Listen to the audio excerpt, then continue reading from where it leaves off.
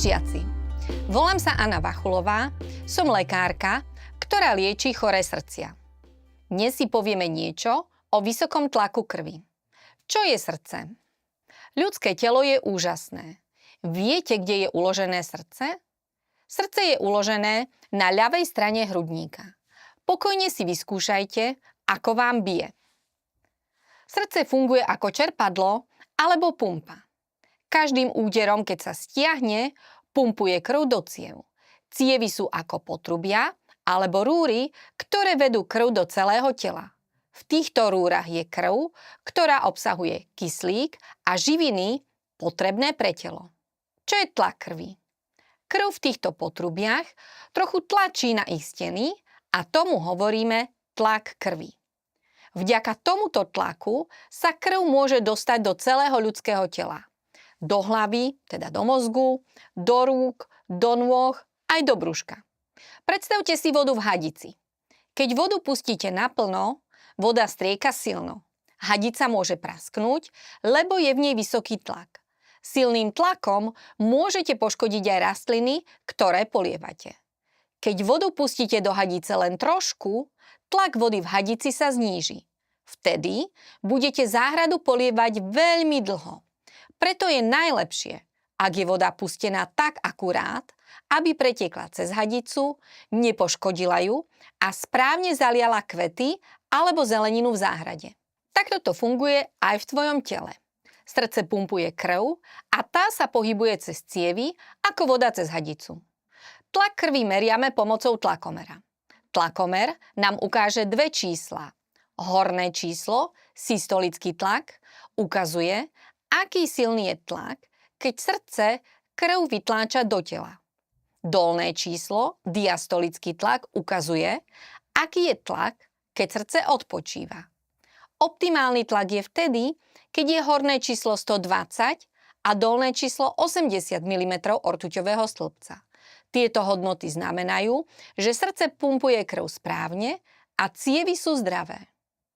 O vysokom tlaku alebo hypertenzii hovoríme vtedy, keď je horné číslo viac alebo rovné 140 alebo dolné číslo viac alebo rovné 90 mm ortuťového stĺpca. Čo je puls? Puls je počet úderov srdca za 1 minútu. Skúste si nahmatať puls na zápestí a počítajte, koľkokrát vám udrie srdce za 1 minútu. Keď pokojne sedíte alebo spíte, srdce bije pomaly, asi 60 až 100 krát za minútu. Keď beháte, skáčete, srdce bije rýchlejšie, môže to byť aj 120 alebo viac úderov za minútu. Puls, ktorému odborne hovoríme srdcová frekvencia, si môžete zmerať buď na zápestí alebo na krku, na mieste, kde cítite tep. Pravidelné údery srdca znamenajú, že srdce pracuje dobre. Ak by srdce bilo nepravidelne, telo by sa mohlo cítiť unavené alebo slabé. Preto lekári merajú nielen, aká je srdcová frekvencia, ale počúvajú srdce, realizujú rôzne vyšetrenia, napríklad EKG. Čo sa s nami deje, keď máme vysoký tlak krvi? Vysoký tlak krvi znamená, že krv tlačí na cievy príliš silno. Často nebolí, ale telu škodí. Ako keď voda kvapka na trúbku, ktorá neskôr zhrdzavie a poškodí sa. Preto je dôležité, aby si tlak dospeláci merali pravidelne. Vysoký tlak krvi sa môže prejaviť napríklad takto. Ťažko sa nám zaspáva a máme zlé sny, bolí nás hlava, máme bolesť na hrudníku, sme unavení, tečie nám krv z nosa, srdiečko nám bije veľmi rýchlo, točí sa nám hlava, máme zhoršené videnie, sme nervózni. Na Slovensku má skoro každý druhý dospelý človek vysoký tlak krvi. Určite aj niekto vo vašej rodine. A možno o tom ani nevedia. Preto je dôležité, aby ste s nimi hovorili o tom, čo ste sa v škole naučili o vysokom tlaku krvi. Povedzte dospelým, že je dôležité, aby si pravidelne merali tlak krvi. Prečo je dôležité merať si tlak krvi?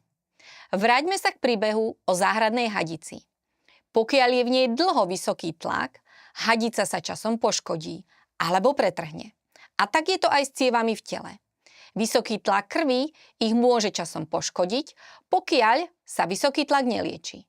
Keď má človek vysoký krvný tlak, cievy, ktoré vedú krv, sa zužujú, až sa úplne upchajú. Je to tak, ako keď pijete džús s kúskami ovocia a ovocie sa dostane do slamky. Kde všade sa môžu poškodiť cievy pri vysokom tlaku krvi?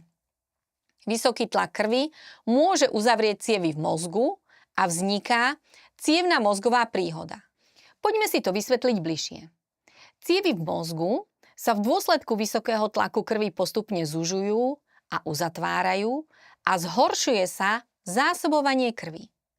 Keď sa krv do mozgu nedostane, mozog prestane fungovať správne.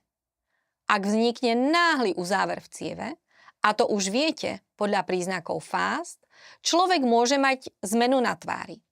Ovisne mu ústny kútik na jednej strane tela, stratí silu v rukách a v ramenách, môže prestať chodiť, môže prestať rozprávať a rozumieť reči a preto je dôležité včas tieto príznaky rozpoznať a volať prvú pomoc.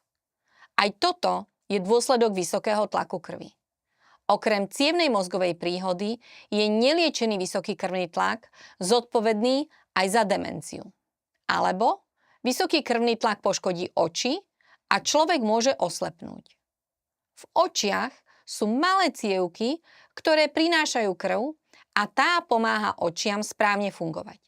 Keď má človek vysoký tlak krvi, tieto cievky sa môžu poškodiť alebo upchať. Človek vidí rozmazanie, horšie rozpoznáva tvary, alebo ho bolia oči. Alebo v srdci a človek môže dostať infarkt. Srdce je ako čerpadlo, ktoré pracuje stále, cez deň aj v noci. Nikdy neoddychuje. Preto potrebuje neustálu dodávku krvi s kyslíkom a živinami. V dôsledku vysokého tlaku krvi sa cievy srdca zužujú.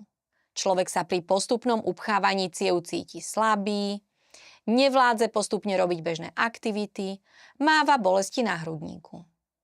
Pri akútnom uzávere cievy vznikne časť srdca, ktorá nedostáva žiadne živiny a ak včas nezasiahneme pri akútnom infarkte myokardu, odumrie časť srdca a táto časť srdca prestane fungovať. Pri akútnom infarkte myokardu má človek zvyčajne silnú bolesť na hrudníku, nevie dýchať, spotí sa, buší mu srdce, môže odpadnúť a ak včas nie je privolaná prvá pomoc, môže zomrieť. Čo sa vplyvu vysokého tlaku krvi na srdce týka, ďalšími ochoreniami, za ktoré je zodpovedný neliečený tlak krvi, je srdcové zlyhávanie, keď srdce zlyhá ako pumpa, alebo poruchy rytmu srdca, keď je poškodená elektrina. Toto sú 3 kľúčové ochorenia, ktoré spôsobuje vysoký tlak krvi. Je však zodpovedný aj za ochorenie obličiek, dolných končatín a mnohých ďalších ochorení.